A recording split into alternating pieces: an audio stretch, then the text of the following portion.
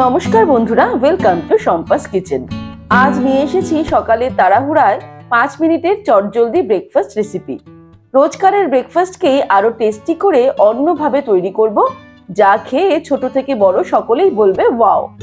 রেসিপিটা ভালো লাগলে লাইক ও শেয়ার করার অনুরোধ রইল। তাহলে চলুন শুরু করি। একটা ছোট বোল নিয়ে নিয়েছি, তার মধ্যে আমি ডিম ফাটিয়ে নেব। দুটো ডিম ফাটিয়ে নিলাম। এবারে এর মধ্যে দিয়ে দেব 1/4 টিস্পুন নুন, দুটো কাঁচা লঙ্কা কুচিয়ে নিয়েছি সেটা দিয়ে দিলাম। দিয়ে দেব কুচানো পেঁয়াজ, 2 টিস্পুন কুচানো পেঁয়াজ অ্যাড করে দিলাম।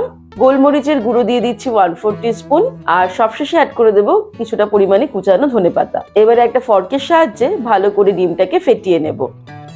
ব্যাস, ডিমটা খুব ভালো করে ফেটিয়ে নিয়ে চলে যাব পরের স্টেপে। এবারে একটা ফ্রাইং প্যান গরম করে তার মধ্যে 1 টিস্পুন বাটার ভালো করে স্প্রেড করে দেব। ফ্লেমটা কিন্তু লোতে রেখেছি। তারপরে বাটারটা স্প্রেড হয়ে যাওয়ার পর এর মধ্যে ডিমটা ঢেলে দেব। ডিমটা ঢালার আগে আরো একবার ভালো করে ফেটিয়ে নেব। ডিমটাকে ফ্রাইং প্যান বরাবর একবারে ছড়িয়ে দেব। ডিমের মধ্যে 2 পিস পাউরুটি এইভাবে ডিপ করে নিয়ে তুলে নেব। তারপরে 2 পিস পাউরুটি তুলে নেওয়ার পর এবারে বাকি আরো 2 পিস পাউরুটি এইভাবে প্রথমে এক পিঠটা লাগিয়ে নিয়ে তারপরে উল্টে দেব। দুটো পাউরুটি একইভাবে সাইড ওয়াইজে বসিয়ে দিলাম। ডিমটা যখন এক সাইডে হয়ে গিয়ে প্যান ছেড়ে দেবে, তখন আমি হাতা বা খুন্তির সাহায্যে এইভাবে এটাকে উল্টে দেব। উল্টে দেওয়ার পর কিছুটা পরিমাণে গোলমরিচের গুঁড়ো এইভাবে ছড়িয়ে দেব। তারপরে 2খানা চিজের স্লাইস এইভাবে পাউরুটি বরাবর বসিয়ে দেব।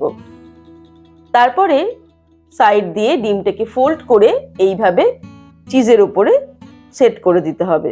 এবারে যে দুটো পাউরুটি আমি ডিমের মধ্যে ডুবিয়ে নিয়ে রেখে দিয়েছিলাম, সেই দুটো এর উপর দিয়ে ভালো করে বসিয়ে দিতে হবে।